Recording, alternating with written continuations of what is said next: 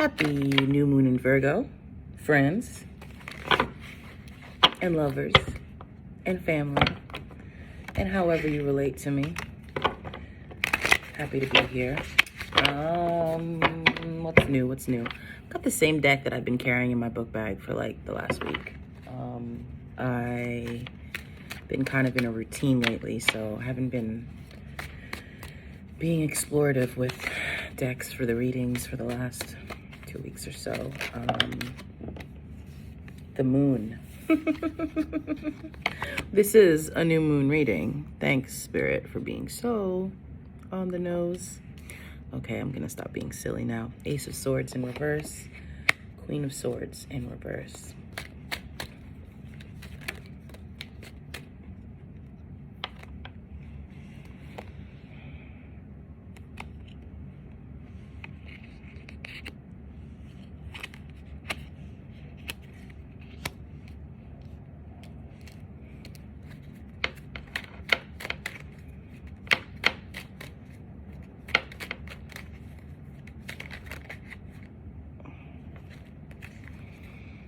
A lot to be said.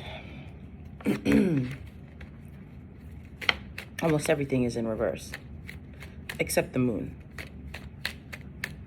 The moon card is the only card. Oh, and the sun. What a nice way to accentuate, or what's the word? Bookend. Okay. Oh, why has this got to be a heavy one? I mean, it's not that heavy. Wasn't expecting this. So new moon in Virgo. Virgo is a very organized sign. The best way to think about moon cycles and how you connect to the energy is to figure out where, and I've said this before, so I apologize if I'm repeating this to someone. Where does that new moon sign fall in your own birth chart? So you figure that out by knowing what your rising sign is, and then counting from 1 at your rising sign, because your rising sign is your first house. For me, my rising is Scorpio. First house is Scorpio. And then if I were to take that and go follow the wheel all the way around to Virgo, it would land in my 11th house. Probably easier to go backwards for me at that point, because Scorpio, before Scorpio is Libra, which is my 12th house, and before Libra is Virgo, which is my 11th house. 11th house rules friends and humanity, connections, the collective, socialness. It's the natural house for Aquarius. So this sign, Virgo, in the moon illuminating my 11th house, for me means that I should think about those spaces and where I can get organized, where I can get my shit together. We all know the great Virgos in our life, right? People love to hate on Virgos, but I actually always want a Virgo in my life. Virgos are organized, they think ahead, they plan, they get shit done. So this moon is asking me, or if I want to set an intention, it might be to set an intention in my 11th house. The plans I have for connecting with the collective, getting organized around the relationships and the friendships that I value, I cherish.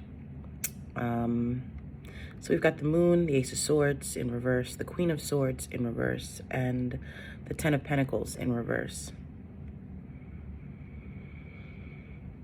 It might be that the moon is bringing some clarity to you. I'm seeing this Ace of Swords in reverse as clarity, as sort of someone sticking a sword in the ground, or like sticking a fork in a piece of meat, like, I'm done. Like, just like that's what I'm seeing here. Being certain about something, being sure about something, and not in the ascent, not in the agreeable or the positive, sort of like in the not so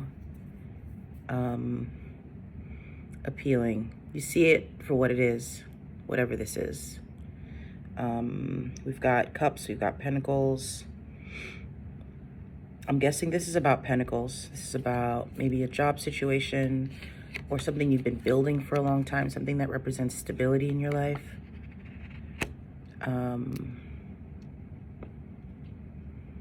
This Queen of Swords in reverse is telling me a couple things. It could be just this new moon energy. Queen of Swords, Gemini energy. This is ruled by Mercury, which Virgo is also ruled by Mercury. So this is a very like chatty, conversational kind of witty or back and forth, but perhaps even to the place of not being, I don't want to say not being kind, but being anxious about it, being ruthless about it, sort of like a real cutoff. I call this my divorcee card. Queen of Wands, excuse me, Queen of Swords in reverse, right? She takes no shit, especially with this Ace of Swords in reverse. She's done. She's like, F this noise. I've had enough. I see things clearly, which debatable if she can, because she's been hurt. She's upside down. She's not, but she's willing to walk away. You're willing to walk away from something at this point in time, potentially collective. And this doesn't have to be anything grand. This could be a painting that you started and then you kept working on it for weeks or months, and now you're just like, fuck it, I'm gonna start over. Paint that shit white, start again. And maybe that painting held you down for like the last couple weeks. Like it was really like the thing that you went to and you got all your energy out, right? Or this can mean a home. This can mean selling a house. This can mean literally anything. So whatever comes to mind. And the reason I'm saying you're walking away from something is because the moon is clarified by this Eight of Cups in reverse. And it's telling me not only are you walking away, but you kind of walked away a long time ago. Like, you kind of already knew for a minute now that this was something to be walked away from. And I don't know if you were waiting for the right moment, but this commitment, Hierophant in reverse, clarifying the Ace of Swords in reverse, this commitment that you no longer care for, meant a lot to you. So it's no surprise that it's taking you a while to walk away. If you've been knitting a scarf or a blanket for months, years now, and you just don't like the way it's turning out, you're about to pull that string and be like, I'll use this yarn for something else. That's what this feels like. But it doesn't feel,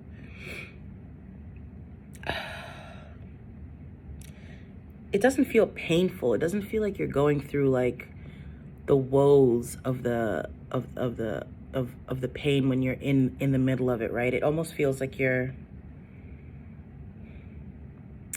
I wouldn't say peace,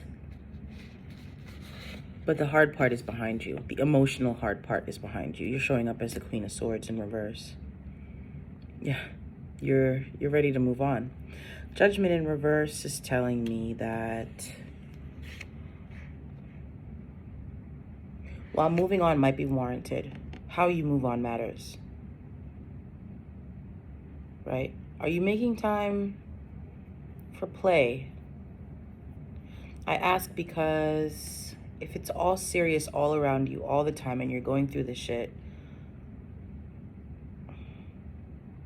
perhaps you're not bringing the type of love and kindness into the situation, whether it's with yourself or with another person or another group of people, that's necessary. But the good news is, and of course your overall partnership in reverse, Three of Pentacles in reverse, is telling me that this is something that you're ready to move on from. Oh, and look at what's on the top, the Fool. You're so ready to start over, whatever this is. This is a great time to get organized. So think about where you're starting over in life, if it's career or love or whatever. Check out where Virgo falls, and you do this by knowing your rising sign and counting to where Virgo is. And get organized in that house. Whatever that means. If it's home, it's clean up your space. If it's school, if it's like education, you get your notes in order, right? Like there's there's a calling for you to get organized right now, because right now things are looking a bit like it's in disarray. Again, not painful disarray, but what you're headed for is the sun.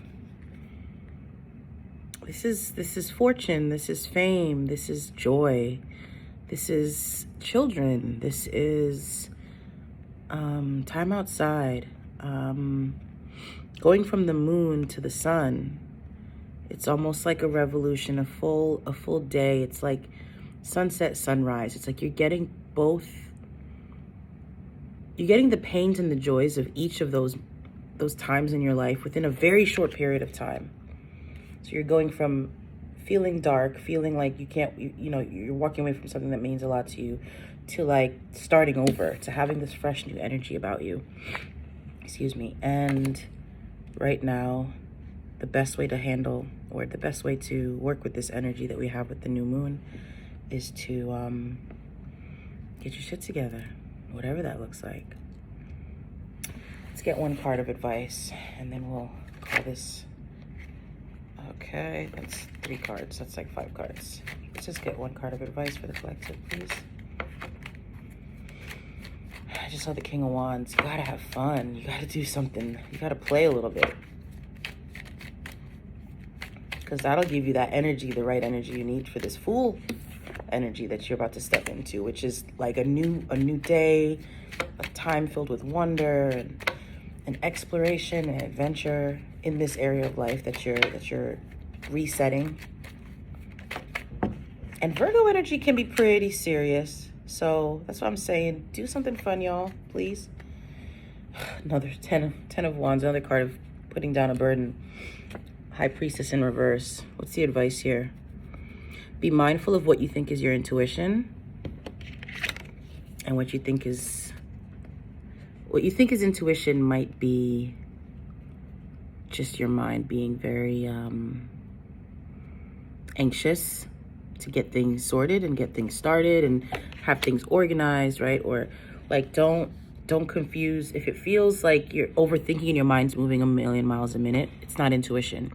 So during this time, your challenge is to discern when you feel a desire to do something, say something, text something, write something, send something.